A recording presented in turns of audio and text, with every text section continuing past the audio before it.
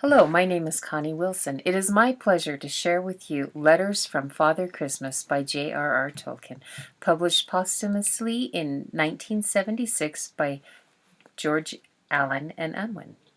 I will explain how the book fits perfectly with this week's genre of reading aloud, reading deeply, reading religiously, after I tell you about the author and the book itself. John Ronald Reuel Tolkien was born in 1892 in South Africa. He was orphaned by the age of 12. He married Edith Mary Bratt, and they were together 55 years until she passed away, and he was so saddened that he died soon after in 1973. They had 4 children. Besides being an author, he was a college professor and a linguist. J.R.R. Tolkien left a big footprint.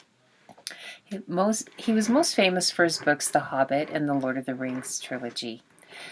He did not invent the fantasy genre, but he revived it, and he is credited as the father of modern fantasy literature. So wildly popular that schools around the world celebrate Tolkien Reading Day on March 25th each year. A religious group was founded to promote his cause towards sainthood. Forbes rated him as the 5th top-earning dead author in 2009, and over 80 species have been named derived from words that he invented. Letters of Father Christmas is a compilation of the illustrations and letters that he wrote to his children over the years as if he were Father Christmas, or for us, Santa. The book begins its letters in 1920 when his firstborn son was 3 years old, and it continues through 1943 when his youngest child was age 14. It began simply with just Father Christmas, and as his kids grew, so did the complexity of the stories and the cast of characters. Tolkien used different handwriting for each character that wrote letters in it, but don't worry, you don't have to decipher it. Each letter has a typewritten translation to make reading aloud easier, and each character's words are in a different font, so you can use different voices as you read. The book has many fun adventures and wonderful illustrations. This picture is of the polar bear causing the northern lights one year. Critics believe Tolkien tried out his story ideas on his Christmas letters, then used them in his other works, such as the Goblin Caverns and Wars. Critics also believe that the wizard Gandalf is based on the character of Father Christmas. The letters also experiment with invented languages like his other works used. So, Letters from Father Christmas works with this week's genre of read aloud and deep thinking because first, it's a fun read aloud. Second, it can launch conversations about different cultures or how things evolve over time. This book spans 23 years and reflects current events such as the Great Depression and World War II. I chose to present this book above all others because I was thrilled to discover a Christmas book that I hadn't known about.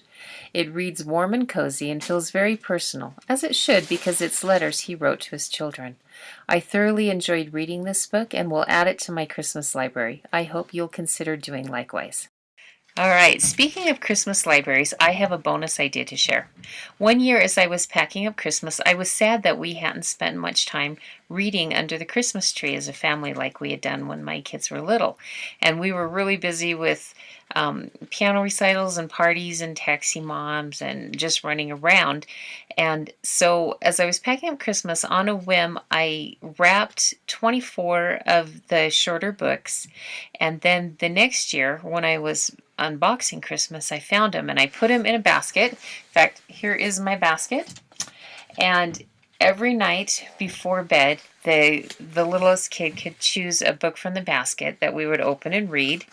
And the new tradition was born and it worked really well. For one thing, it kept the avarice off as the kids got to open a present every night, and it helped the younger kids to count down to Christmas, and it forced me to slow down and actually spend time with my kids, and it helped me keep my priorities straight and remember the overall big picture of what I want the Christmas season to be, which is spending time together as a family.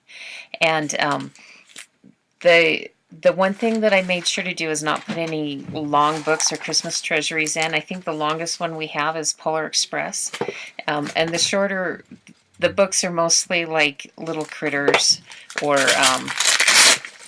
say board books like I Spy, and it's just worked great. And if you have some time, that's something you can add to your family too.